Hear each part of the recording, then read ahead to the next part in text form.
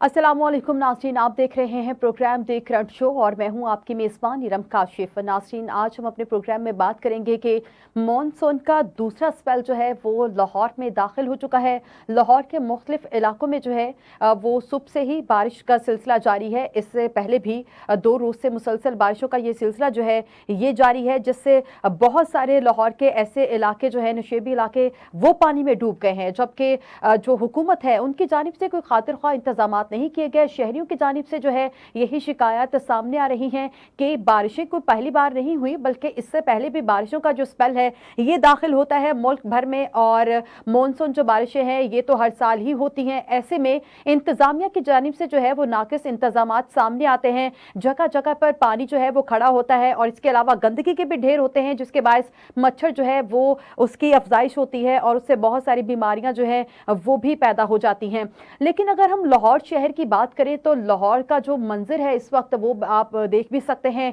कि यहाँ पर जो है बहुत ज़्यादा पानी खड़ा है। शहरियों को आने और जाने में बहुत ज़्यादा मुश्किलात का सामना करना पड़ रहा है, जबकि शहरियों की जानिब से ये कहा गया है कि हुकूमत जो है उनके और इंतज़ामिया के दावे जो है वो सिर्फ कागज़ों तक ही महदूद होकर रह गए हैं, लेकिन अमली तौर पर कोई भी काम नज़र नहीं आ रहा है। अभी तो कुछ रोज़ कबल जो बारिशों का सिलसिला शुरू हुआ था उसका पानी नहीं निकाला गया कि दोबारा से जो है वो बारिशें शुरू हो गई हैं। और ऐसे में जो है वो जबकि हुकूमत की जानिब से इंतजामिया को भी हाई अलर्ट रहने के लिए कहा गया है कि इंतजामिया जो है वो ऐसे इलाके जो कि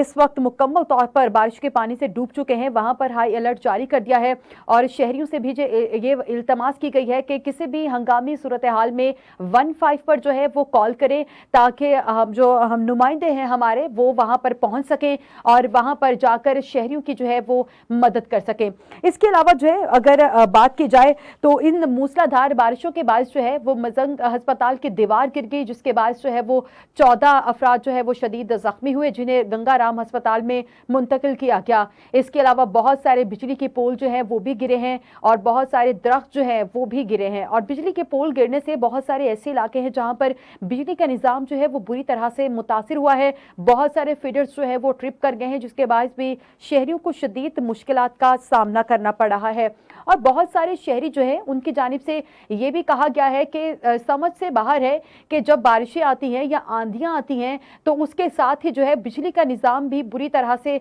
मुतासिर हो जाता है, जबकि इससे पहले भी बहुत ज़्यादा लोगों की जानिब से की शिकायत मौसूल हुई और बहुत बारहा जो है इंतज़ामिया को ये कहा गया कि जब भी बारिश होती है तो बहुत सारे ऐसे इलाके हैं जो कि पानी से तो डूब ही जाते हैं, लेकिन वहाँ पर जो है बिजली का निज़ाम भी शदीद मुतासिर हो जाता है। लेकिन ऐसे में इंतजामिया की जानिब से कोई भी खातिर ख्वाह इंतजामात सामने नजर नहीं आते हैं। इन मॉनसून बारिशों से नाज़रीन अगर लाहौर शहर की बात की जाए तो लाहौर में 7 से 9 के करीब अफराद ऐसे हैं जो कि अपनी ज़िंदगी की बाजी हार चुके हैं और मुतअद्दिद ऐसे अफराद भी हैं जिनका ये बताया जा रहा है कि वो शायद जो है वो करंट लगने से जान की बाजी हारे हैं। और बहुत सारे ऐसे लोग हैं जो कि जो है वो बोसीदा मकानात में रह रहे थे और बारिशों के बायस जो है वो बोसीदा छतें गिर गई और मलबे तले जो है वो दबकर अपनी ज़िंदगी की बाजी जो है वो हार गए हैं। ऐसे में जो है अगर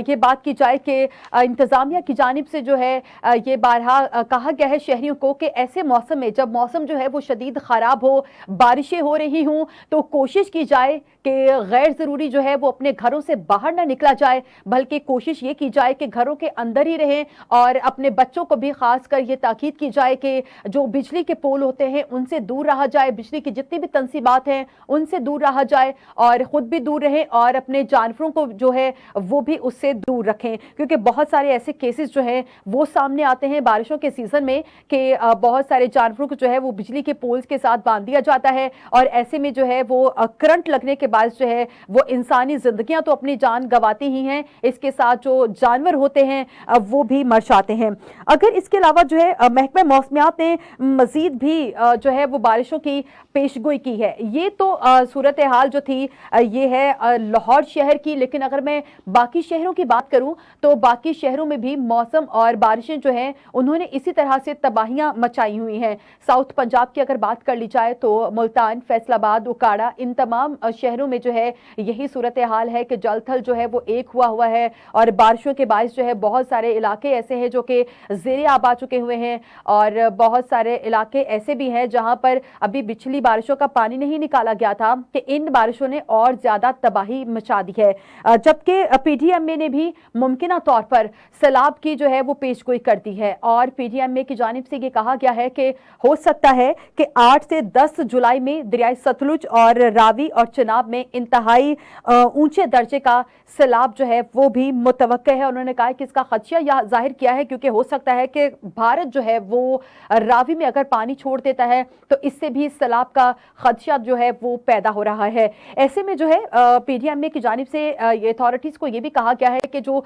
दरियाई इलाके हैं उनके नजदीक जितने भी लोग रहते हैं कोशिश की जाए कि वो एरिया जो है वो वहां से खाली करवा लिया जाए और उन लोगों को किसी सेफ मकाम पर जो है वो मुंतकिल कर दिया जाए ताकि किसी भी नागाहानी आफात से जो है वो निपटा जा सके। ऐसे में जबकि इन मॉनसून बारिशों से पहले की अगर बात की जाए तो इससे पहले भी रेस्क्यू की जानिब से जो है वो एक ऑपरेशन किया गया था और जो है वो ऐसे ही एक जो है वो एक ऑपरेशन किया गया था उनकी जानिब से और इसमें जो है उनकी ट्रेनिंग्स की गई थी कि किस तरह से अगर जो है वो सैलाब आता है, मुमकिन तौर पर अगर सैलाब का खदशा है तो जो दरिया के करीब लोग रिहाइश पजीर हैं उनको किस तरह से वहां से निकाल कर जो है वो महफूज मकाम पर मुंतकिल करना है और उनकी जो जिंदगियां हैं उनको बचाना है। ऐसे में पीडीएमए की जानिब से ये भी शहरियों को कहा गया है कि अपनी मदद आपके तहत भी कोशिश की जाए कि जो दरियाई इलाके हैं या ऐसे इलाके जहां पर जो है वो सैलाब आने का खदशा जाहिर किया जा रहा है वहां पर जो है अपनी मदद आपके तहत उन इलाकों से उठकर किसी सेफ जगह पर जो है वो जाया जाए ताकि अपनी जिंदगियां जो हैं वो महफूज बनाई जा सकें।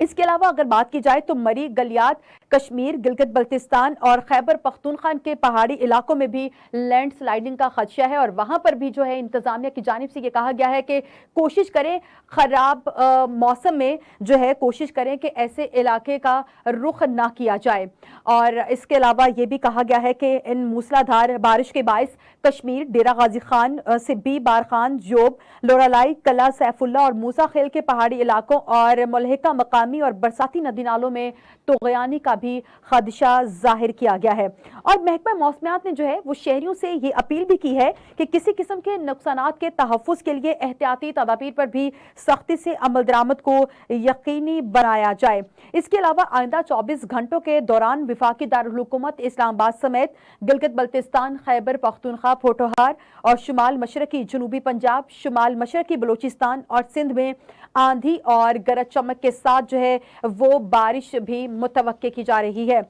और नाज़रीन अगर हम बात करें एक बार फिर से कि ये बारिशों का ये जो सिलसिला है लाहौर में अगर 30 साल का रिकॉर्ड जो है वो टूट चुका है और जो है गुज़श्ता रोज भी लाहौर में 10 घंटों के दौरान 291 मिलीमीटर बारिश जो है वो रिकॉर्ड की गई है जिसने मॉनसून बारिशों का 30 साल रिकॉर्ड जो है वो तोड़ दिया है और मुख्तलिफ वाक़यात में जो है 12 अफराद जो है वो अपनी जान की बाजी भी हार गए हैं। इसके अलावा तर्जुमान लेस्को के मुताबिक जो है वो लेस्को रीजन के मुख्तलिफ इलाकों में बारिशों का सिलसिला शुरू है और ऐसे में लेस्को के शेखुपुरा सर्कल और ननकाना नॉर्दर्न सर्कल में भी तेज बारिशों की जो है वो इतलात मौसूल हो रही हैं। नाजरीन ये तो थी सूरत हाल मानसून की बारिशों की जो कि इस वक्त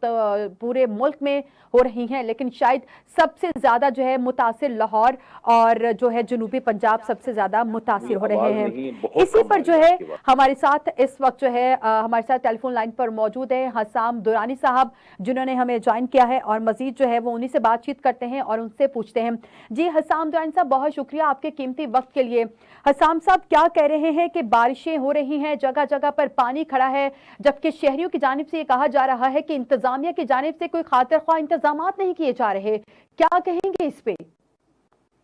देखिए इसमें ये है कि बारिश जो हो रही पूरे पाकिस्तान के अंदर बारिश हो रही है और ये बारिश जो है ये अब मैं इसको अगर आप देखना चाहें तो आप देख सकते हैं क्योंकि आप देखें कि चंद दिन पहले लाहौर के अंदर जो 91 मिलीमीटर जो है वो बारिश हुई है। मतलब ये कि अगर आप उसके हिसाब से ये तकरीबन 1 फुट के करीब पानी जो है वो इकट्ठा होता है और ये एक क्लाउड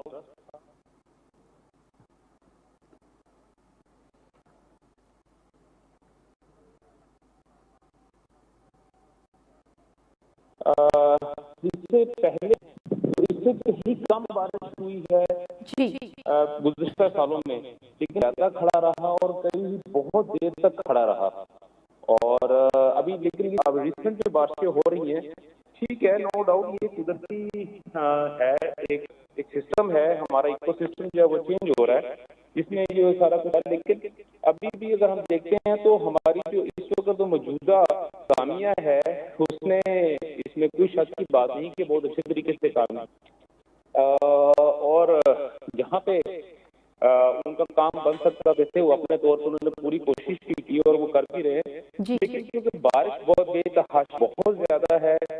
और जिस वजह से ये प्रॉब्लम आ रही हैं, इसमें कुछ चीजें कुछ अर्सा पहले हमें देख लेनी चाहिए थी, खासतौर पर टाउन प्लानिंग के अगर हवाले से टाउन प्लानिंग जो है वो इस तरह की नहीं हो सकती हमारे लाहौर शहर के लिए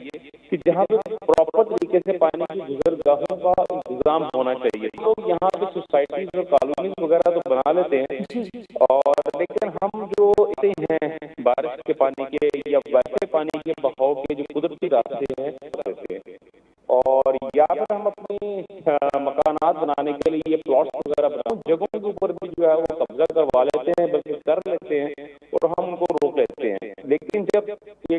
वो कहते हैं ना कि कुदरत के सामने तो कोई चीज रुक नहीं सकती, इसका जो है वो मुजाहरा जो है वो अब आप अभी भी देख रहे हैं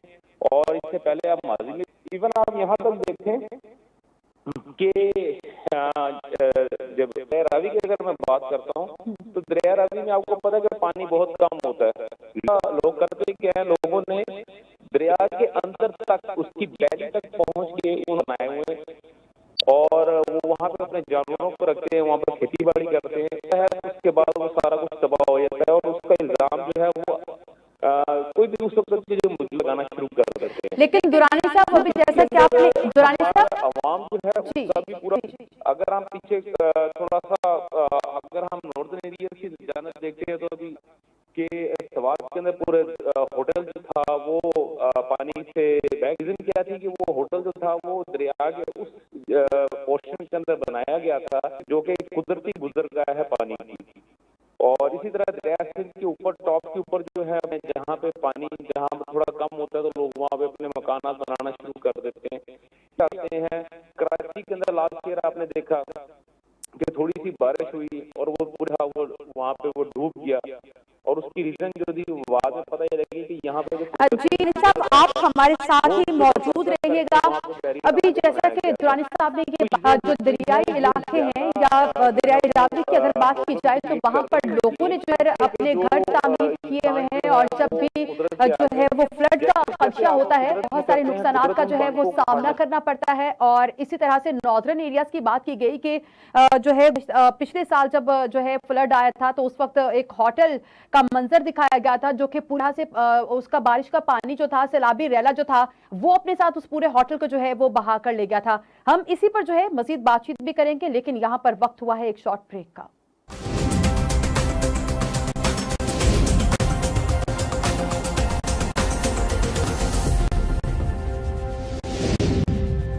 वेलकम बैक नाजरीन। हम अब अपने प्रोग्राम में जो है वो बात करेंगे कि आईएमएफ से पाकिस्तान की डील के बाद जो है गैर मुल्की सरमायाकारों में पाकिस्तान के डिफॉल्ट होने का जो खदशा था वो भी अब दम तोड़ रहा है। और जबकि आईएमएफ के एग्जीक्यूटिव बोर्ड से अभी इसकी मंजूरी जो है वो बाकी है और 12 जुलाई को इस मुआहदे की मंजूरी पर भी जो है वो बातचीत की जाएगी। जबकि आईएमएफ प्रोग्राम की बहाली के लिए चंद अहम इकदाम भी उठाए गए हैं और बजट में इजाफी टैक्स जमा करने के फैसलों के अलावा वज़ीर आज़म की जानिब से आईएमएफ के जो मकाम से उनसे भी राबते किए गए हैं। इसी पर जो है हम मजीद बातचीत करेंगे। इस वक्त जो है हमारे साथ मौजूद हैं इमरान इजाज जो कि माहिर मईशत हैं। बहुत शुक्रिया इमरान साहब आपके कीमती वक्त के लिए। इमरान साहब क्या कहेंगे कि आईएमएफ की पाकिस्तान के साथ जो है वो डील हो गई है, लेकिन कहा यह जा रहा है कि प्रोग्राम की बहाली के बाद अवाम पर जो है वो मजीद बोझ भी पड़ेगा, आप क्या कहेंगे इस पे? जी miss, thank you very much miss. देखें, आईएमएफ के साथ अभी जो डील है उसके लिए आपको पता है अभी आईएमएफ जो है वो खुद एक मुज़ाकरात वाली सिचुएशन में है, जिसके लिए वो पाकिस्तान में जितनी भी पॉलिटिकल पार्टीज जो जितनी भी हैं उन सब से वो एक गारंटी ले रहा है कि अगर हम अपना बेल आउट पैकेज पाकिस्तान को देंगे तो आप बताएं कि उसके बाद अगर आपकी हुकूमत आ जाती है या मुल्क में इंस्टेबिलिटी होती है तो आपकी तरफ से हमारे प्रोग्राम में जो है वो किसी किस्म का कोई खलल या कोई रुकावट तो नहीं होगी। इस सिलसिले में भी जो आईएमएफ का जो वफ्द है जो पाकिस्तान में ऑलरेडी जो हेड कर रहा है वो ऑलरेडी आपको पता है पॉलिटिकल पार्टीज के लोगों को मिल रहे हैं, शायद पीटीआई के भी, पीपल पार्टी के भी और पाकिस्तान मुस्लिम लीग नवाज के भी। लेकिन असल जो मसला है ना मिस, असल मसला ये है कि अभी गवर्नमेंट ने तो कह दिया कि आईएमएफ के साथ हमारे मुज़ाकरात सारे हो गए हैं और 12 जुलाई को शायद इसकी जो फर्स्ट इंस्टॉलमेंट है वो हमारे पास आ जाएगी। लेकिन जब तक पाकिस्तान में स्टेबिलिटी नहीं होगी, जब तक आईएमएफ का वफ्द जो है वो पूरी तरह 110% मुतमिन नहीं होगा, सारी पॉलिटिकल पार्टी एक मेज पे नहीं होंगी, उस वक्त तक मेरा ख्याल आई थिंक सो कि आईएमएफ जो है वो भी इस मुज़ाकरात में कुछ और डिले भी कर सकता है। ये ज़रूरी नहीं कि ये 12 जुलाई तक इसको हतमी शक्ल दे दी जाए, ये हो सकता है कि ये अभी और लेट हो और शायद तब तक जब तक कि ये मौजूदा हुकूमत जो है ये डिसॉल्व हो के अगला जो सेटअप है वो कोई इलेक्शन या कोई तारीख या इस तरह की कोई चीज़ों की तरफ नहीं आ सकता। मैंने अपने पिछले प्रोग्रामों में काफ़ी दफ़ा ये कहा है कि देखें, कोई भी मुल्क पाकिस्तान पे तब ट्रस्ट करेगा जब आपके पाकिस्तान के अंदरूनी हालात जो है वो ठीक होंगे। अगर आपके मुल्क में इंस्टेबिलिटी होगी तो कोई भी बंदा जो है वो आपको किसी किस्म का भी कोई भी बेल आउट पैकेज नहीं देगा, चाहे वो आईएमएफ हो, चाहे वो यूरोपीय यूनियन में जीएसपी प्लस हो और चाहे वो एशियाई तरक्याती बैंक हो जिसके थ्रू चाइना की तरफ से हमें कोई एड मिल जाती है। मौजूदा हालात में आईएमएफ की तरफ से बेल आउट पैकेज की अनाउंसमेंट के बाद आपको पता है डॉलर नीचे गया है, महंगाई की शरह बताई गई है जी कम हुई है, लेकिन अगर आप ग्राउंड रियलिटी में अवामी रद्द-ए-अमल चेक करें तो अवाम को किसी किस्म का कोई रिलीफ नहीं मिला। अभी तक अवाम जो है वो एक रिलीफ के इंतजार में है कि शायद मौजूदा हुकूमत के पास जब आईएमएफ की तरफ से बेल आउट पैकेज आएगा तो अवाम को कोई रिलीफ दी जाएगी। लेकिन मैं बड़ा क्लियरली तौर पे आपके प्रोग्राम में ये बार बार कहता भी हूँ और अभी फिर दोबारा भी ये चीज कह रहा हूँ कि देखें, आईएमएफ का बेल आउट पैकेज आपको इतनी जल्दी मिलेगा नहीं, और अगर मिलेगा भी तो उसकी जो वो मिलेगा भी आपको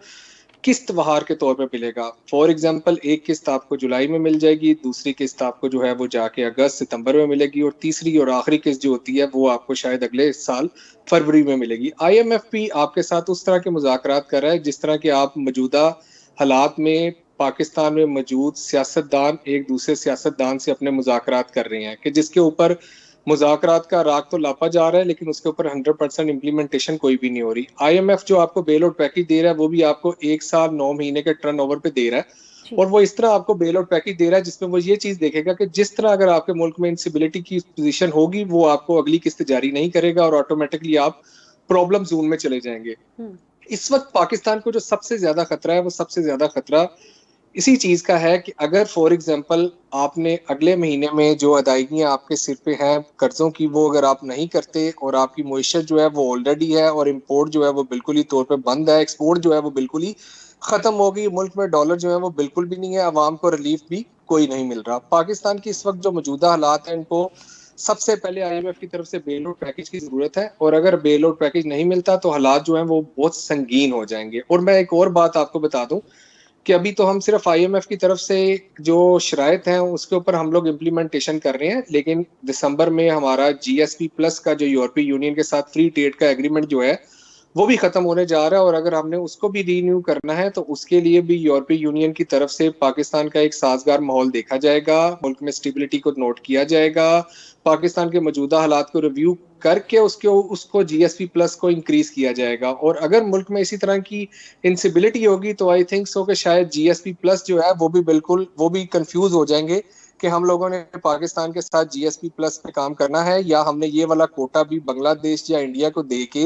मौजूदा यूरोपीय यूनियन के जो क्राइसिस हैं उससे निकलना है, क्योंकि ऑटोमेटिकली जो रूस और यूक्रेन का तनाज़ा इसकी वजह से यूरोपीय यूनियन की जो मईशत है उसको भी बहरान का सामना है। और पाकिस्तान की अगर आप ट्रेड के हवाले से बात करें तो पाकिस्तान की एक्सपोर्ट जो है वो पिछले 1.5-2 साल में बिल्कुल ही खत्म हो गई, जिसकी वजह से यूरोपीय यूनियन ये चाह रहा है कि अब हम ये जो कोटा है ये भी कोटा हम इंडिया, बांग्लादेश या किसी और मुल्क को दें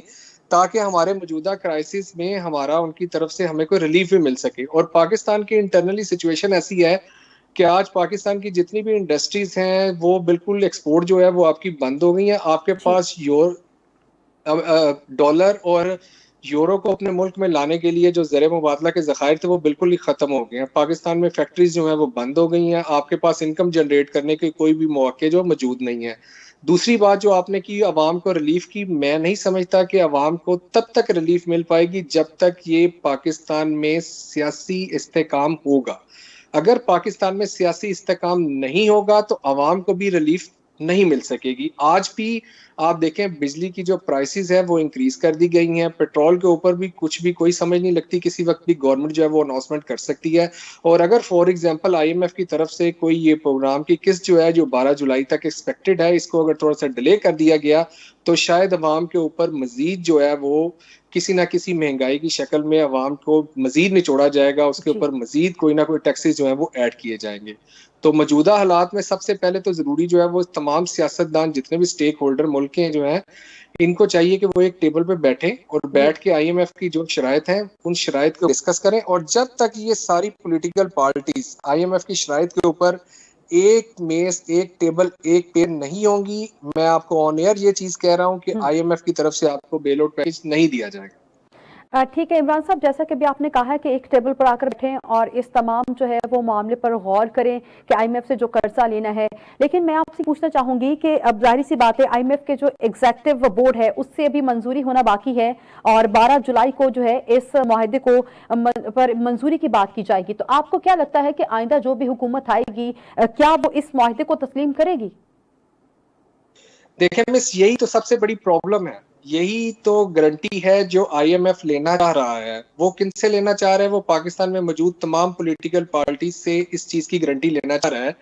कि लेट्स सपोज अगर हम 3 मरहवार आपको ये किस्त जारी करते हैं, एक किस्त अगर जुलाई में एक्सपेक्टेड है तो अगर फॉर एग्जांपल गवर्नमेंट जो है वो इलेक्शन की डेट अनाउंस कर देगी तो दूसरी जो किस्त होगी वो आपके इलेक्शन के रिजल्ट के ऊपर होगी। ठीक है, जैसे ही आपके मुल्क में इलेक्शन होंगे उसका रिजल्ट आएगा, आईएमएफ की तरफ से आपको दूसरी किस्त मिल जाएगी। और तीसरी और आखिरी किस्त जो है वो उस वक्त दी जाएगी जब आपकी नई हुकूमत जो है वो आके कंट्रोल संभाल चुकी होगी।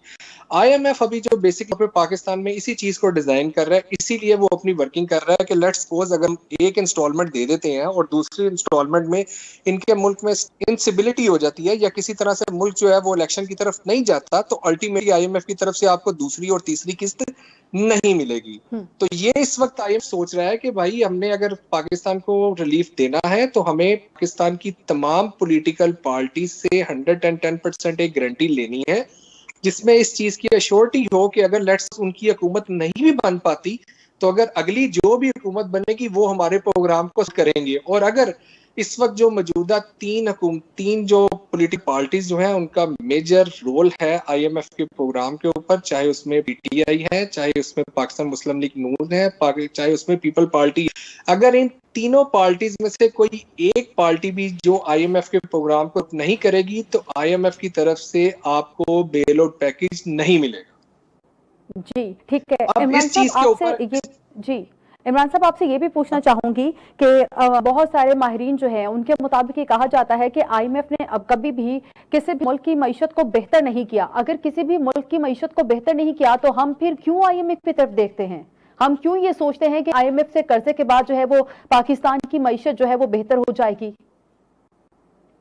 आपने बिल्कुल अच्छी बात की, बिल्कुल इसी तरह ही है, आप बिल्कुल ठीक कह रही हैं। लेकिन अगर हम आईएमएफ के प्रोग्राम थे, अगर आईएमएफ के प्रोग्राम में किसी मुल्क की मईशत को बेहतर नहीं किया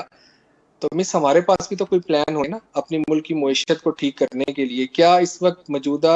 हालात में जो एक मिडिल क्लास पाकिस्तानी है उसका क्या मसला है? उसका मसला ये है कि उसके लिए एक रोजगार के मौके। अगर आप बात करें किसी ताजिर की या इंडस्ट्रीज की, उसका क्या मसला है? उसका मसला ये है कि मुझे गवर्नमेंट की तरफ से रिलीफ मिलना चाहिए ताकि मैं अपनी प्रोडक्ट को पूरी दुनिया में बेच सकूं, मुल्क को ज़र मुबादला को इंक्रीज कर सकूं। और ऑटोमेटिकली मिस जब आपकी पाकिस्तान से एक्सपोर्ट होगी तो उसका फायदा आपके मुल्क को होगा। ठीक है मिस, अभी जो मौजूदा और जितना आपका पढ़ा लिखा या स्किल वाला तबका जो है वो हुनरमंद नौजवान जो है पाकिस्तान से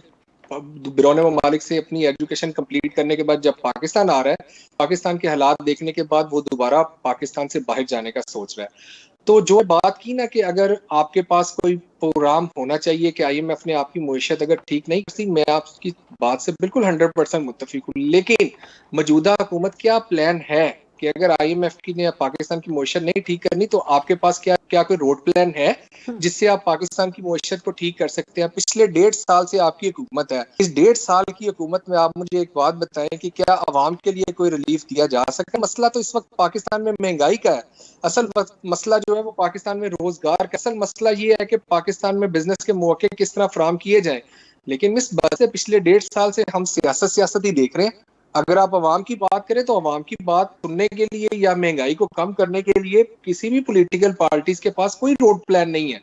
अब अगर आपने पाकिस्तान की मईशत को ठीक करना है, आपने आईएमएफ की तरफ नहीं जाना, तो मिस आपके पास कोई प्लान चाहिए ना जी। मुल्क में जितने भी स्टेक होल्डर है, ये जितने भी सियासतदान है, कल को इन सब ने अपना, तो अवाम जो है मिस वो तो ऑलरेडी महंगाई का सामना कर रही है। जो रोजगार कमाने वाले लोग थे वो दिन ब होते जा रहे हैं, जो नौकरी पेशा लोग थे वो उनको अपनी नौकरी की इस वक्त फिक्र पता नहीं आने वाले हालात में हमारे साथ क्या होगा। बेरोजगारी जो है वो अरूज पे है, महंगाई इतनी बढ़ गई है, अगर 2 लाख कमाने वाला बंदा जो है तो उसकी वैल्यू मिस 50,000 की रह गई है क्योंकि महंगाई में बहुत ज्यादा है। अब हुकूमत ने अगर बजट में 32,000 रुपया सैलरी एक मिडिल तबके के किया तो मिस आप मुझे ये बताएं कि महंगाई में कितना इजाफा हो गया। उस 32,000 रुपए की वैल्यू जो है वो 15 रुपए की भी नहीं है। वो क्या कमाएगा, किस तरह करेगा, किस तरह अपना सर्वाइवल करेगा? पाकिस्तान की मौजूदा हुकूमत चाहती है कि इनके पास, इनको पता है इस चीज की तरफ से अगर हमें बेल आउट पैकेज नहीं मिलता या आईएमएफ के बेल आउट पैकेज के बाद भी हमारे मुआशरी हालात ठीक नहीं हो, तो मिस इनको चाहिए ना ये एक रोड प्लान दे कि हमारे पास अगला जो प्लान है वो ये आपके पास नहीं हो सकता, हम खोल रहे हैं अपने बॉर्डर। याद ना, आपकी तो फॉरेन पॉलिसी भी ऐसी है कि आप या यूरोप की बात कर लें या सीआईए स्टेट की बात कर लें या आप चाइना की बात, क्या आपके साथ ये मुल्क जो है ये फ्री ट्रेड एग्रीमेंट करने को तैयार है? अगर आप आईएमएफ के प्रोग्राम को स्किप करने की तरफ जाते हैं, क्या चाइना आपके लिए पूरा बॉर्डर अपना खोलने के लिए तैयार है? क्या पाकिस्तान से अपना जो कनेक्टिविटी है उसकी तरफ सीआईए स्टेट या रूस की तरफ जाते हैं तो रूस आपकी मदद करने को तैयार है? मिस रूस के तो अपने क्राइसिस है, उसने आपको तेल के जहाज में इतना भी नहीं था कि आप वो तेल के जहाज उससे डायरेक्ट परचेज कर सकें, आपने वो भी मिडल बंदे को इन्वॉल्व करके उसकी गारंटीज के ऊपर वो आपने तेल के जहाज मंगवा रहे हैं अपने मुल्क में। तो मैंने कि मिस देखें, आप बातें तो ठीक कर रहे हैं कि आईएमएफ किसी मुल्क की मईशत को ठीक नहीं कर, लेकिन मिस ये बातें उस मुल्क में होती है जिस मुल्क में रोजगार के मौके बहुत अच्छे, मुल्क के इकोनॉमी और मुआशरी हालात बहुत अच्छे होते हैं। हमारे में बदकिस्मती से ऐसे हालात नहीं है। हमारी पाकिस्तान जो है वो इस वक्त पिस चुकी है, हमारी मुल्क की इंडस्ट्री जो है वो बंद हो चुकी है, हमारे मुआशरी हालात जो है वो बिल्कुल कुछ खराब है बिल्कुल। हम अगर आईएमएफ की तरफ नहीं जाते तो हमारे पास अगला प्लान ही कोई नहीं है। ठीक है इमरान साहब, जैसा कि अभी आपने ये बात की है कि हमने जो है वो तेल जो है वो मंगवाया है और इसकी जो पहली खेप जो है वो भी पाकिस्तान में पहुंच चुकी हुई है, और इसी हवाले से जो है वो वफाकी वज़ीर मुवासलात मौलाना असद महमूद ने भी एक बयान जारी किया है और उन्होंने ये कहा है कि रूस मसनूआत बरामद करने वाला चौथा बड़ा मुल्क है और दोनों मुल्कों के माबैन तिजारत बढ़ने से मुआशी और इक्तसादी तरक्की में भी इजाफा होगा। आपको कुछ ऐसा होता हुआ नजर आ रहा है? मिस देखें, रूस से अभी जो आपने तेल बरामद किया उसको पाकिस्तान में पहुंचने के बाद तो पाकिस्तान में की जो प्राइस है वो कम होनी चाहिए थी, लेकिन पाकिस्तान में फ्यूल की प्राइस कोई कम नहीं हुई। हमें इस तरह की ट्रेड, इस तरह के तेल मंगवाने का फायदा क्या है? मौजूदा हालात में अवाम को रिलीफ मिलना चाहिए। दूसरी बात आपने रूस को कही, देखें इस वक्त पाकिस्तान के जो हालात, हम लोग ऑलरेडी हमारे मुआशरी हालात जो है वो बहुत ज्यादा खराब है। हमें इस वक्त जोन में नहीं जाना चाहिए जिस जोन में शामिल होने के बाद पाकिस्तान मजीद अपने हालात में फंस जाए। अभी आपको पता है पूरी दुनिया में इस वक्त 2 ब्लॉक बने हुए हैं, एक आपका यूरोपीय, दूसरा ब्लॉक आपका चाइनीज ब्लॉक है। अब अगर हम चाइनीज ब्लॉक की तरफ जाके रशिया को प्रमोट कर रहे हैं तो इसका मतलब है हम यूरोपीय ब्लॉक और अमेरिकन ब्लॉक की तरफ से हम लोग निकलना चाह रहे हैं। क्या पाकिस्तान के मौजूदा हालात इस वक्त इस तरह के हैं कि अगर फॉर एग्जाम्पल यूरोप जैसे या आईएमएफ से किसी तरह या अमेरिका जैसे इस ब्लॉक से निकल के हम अपने आप को रूस गामसन करते हैं तो क्या हम ये समझते हैं कि पाकिस्तान के मौजूदा हालात में रूस मदद कर पाएगा? क्या चाइना हमारी मदद कर पाएगा? अगर हमें पता था कि बात हमारे इस तरह की तो मिस इसके ऊपर एक होमवर्क करना चाहिए ना, एक प्रेजेंटेशन दे एक पाकिस्तानी अवाम कि आज के बाद हम आईएमएफ की तरफ से कोई पैकेज नहीं लेंगे, हमारा यूरोप और अमेरिका के ब्लॉक से हम निकल कनेक्टिविटी को रूस और चाइना की तरफ लेके जा रहे हैं। लेकिन इस मौजूदा हालात में जो हुकूमत है, हमारी जो फॉरेन पॉलिसी है वो ऐसी भी नहीं है। आज हमारे जो बिजनेसमैन तबका है आपके सामने है, उनको एम्बेसीज में वो खड़े होते हैं, उनको वीजे नहीं मिलते, फिर वो दूसरे से मुल्क से बाहर निकलने की कोशिश करते हैं और उसमें वो अपनी जान गंवा बैठते हैं। हमारे ऊपर पाबंदियां लग रही है। अगर खुदा न खास्ता इसी तरह के हमारे हालात रहे तो मीन्स हमारे लिए तो बहुत मुश्किल हो जाएगा,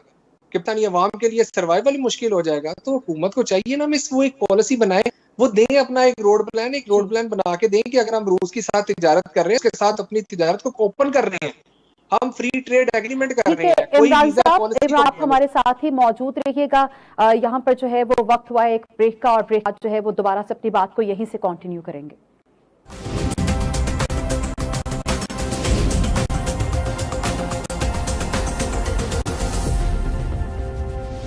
वेलकम बैक नाज़रीन। और अब हम अपने प्रोग्राम में बात करेंगे, बहुत सारी ऐसे मल्टीनेशनल्स कंपनीज हैं जो कि बंद हो चुकी हैं। अब जो है वो park Suzuki motor company limited ने पार्ट्स और दीगर अशिया की किल्लत के बायस जो है अपने कार और मोटरसाइकिल प्लांट्स की बंदिश में 19 जुलाई तक जो है वो तौसी कर दी है। इससे पहले जो है वो ऑटो असम्बल्स ने 22 जून से 8 जुलाई तक दोनों प्लांट्स की बंदिश का भी ऐलान किया था, और इसके बाद 27 जून को बताया गया कि वो शटडाउन में 15 जुलाई तक जो है वो तौसी कर रहे हैं। जबकि सुजुकी ने पाकिस्तान में पैदावार का एक रिकॉर्ड जो है वो भी कायम किया है। इसके अलावा दूसरी जानिब जो है वो सतारा पैरो एक्साइड लिमिटेड ने भी खाम माल और केमिकल्स की अदम दस्तयाबी के बायस फौरी तौर पर पैदावारी सरगर्मियां जो है वो आर्जी तौर पर मुअत्तल करने का भी ऐलान किया है। ताहम कंपनी इंतजामिया ने ये उम्मीद भी जाहिर की है कि सूरत हाल जल्द ही बहुत बेहतर जाएगी, जिससे 2 हफ्तों के बाद जो है वो दोबारा जो है वो पैदावार उसकी रुकी जाएगी। इमरान साहब, आपकी तरफ आऊंगी, आप क्या कहेंगे इसमें कि पार्क सुजुकी मोटर कंपनी जो है इसने पार्ट्स और दीगर अशिया की किल्लत के बायस अपने मोटर और जो कार और मोटरसाइकिल प्लांट्स जो है इसकी बंदिश पे 19 जुलाई तक तौसी कर दी है।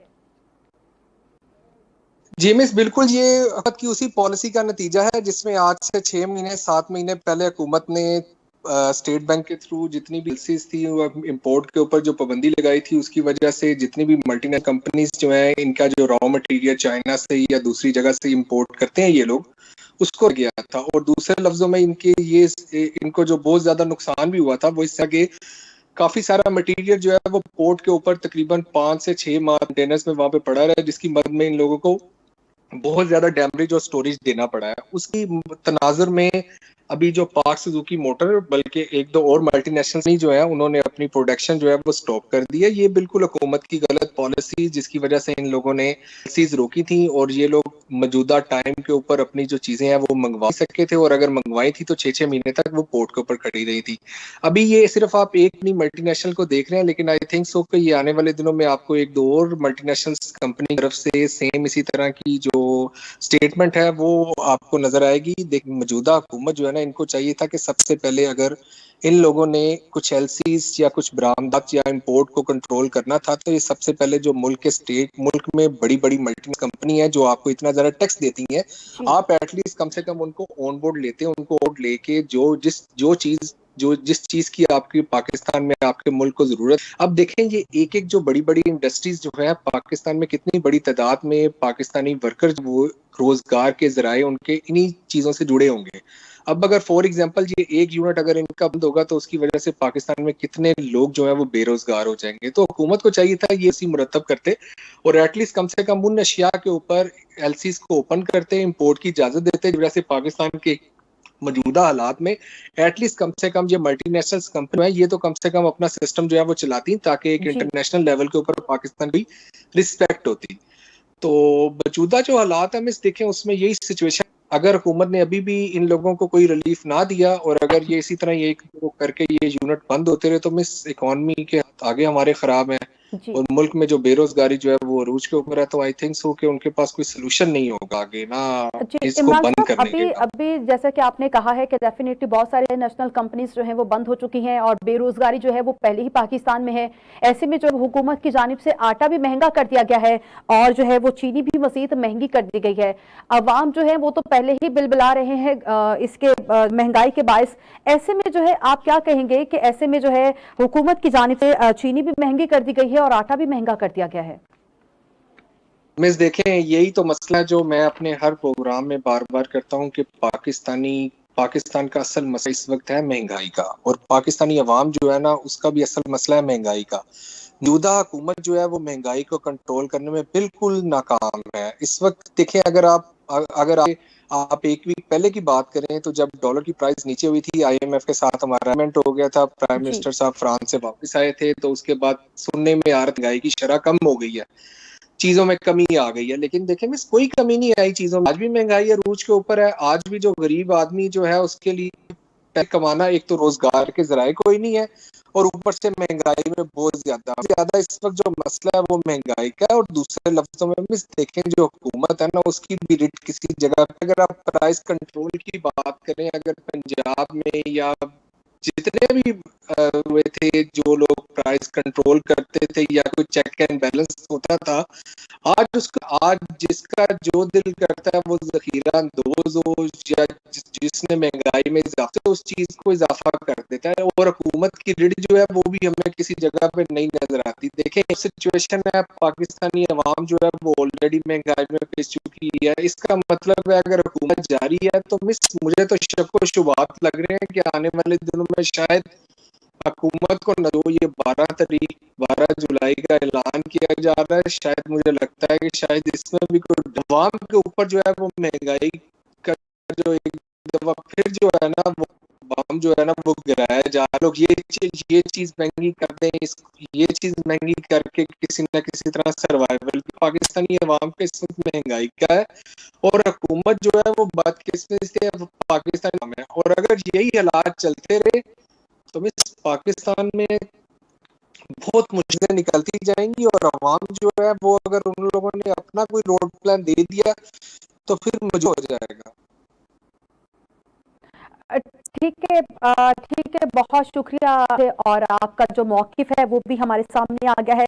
डेफिनेटली जो है एक तरफ तो मुआहिदा जो है वो भी तकरीबन तय ही होने वाला है, और दूसरी तरफ बढ़ती हुई महंगाई से जो है अवाम बेहद तंग है। अब जो है हुकूमत की जानिब से एक जो है वो बम अवाम पर फोड़ा जा रहा है। कभी जो है वो एलपीजी की कीमतों में इजाफा है, कभी पेट्रोल की कीमतें जो है वो बढ़ा दी जाती हैं, और ऐसे में जो है वो अशिया जरूरी इजाफा नजर आता है। अभी भी जो है हुकूमत की जानिब से आटा और चीनी जो है महंगा कर दिया गया है, और गरीब अवाम का ये कहना है कि हम तो जो है वो नहीं सताए हुए हैं, ऐसे में जरूरियात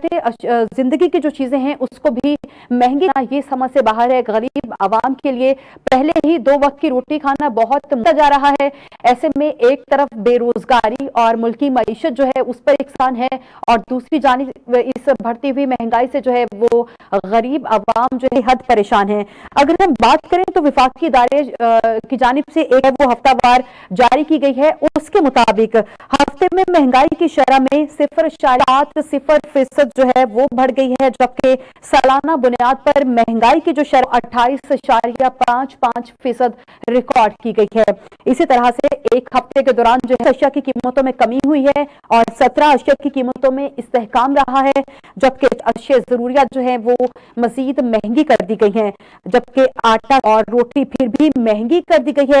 नान बाई एसोसिएशन का कीमतें कम का इनकार है। नाज़रीन, आज के प्रोग्राम में जो है हमने वो महंगाई पे बात की, आईएमएफ के साथ हमारी डील चल रही है, उसके बाद क्या आवाम को रिलीफ मिलेगा या ये जो है वो आने वाला वक्त ही बताएगा। इसी के साथ ही मेरे प्रोग्राम का मुझे दीजिए इजाजत, अल्लाह ने के बाद।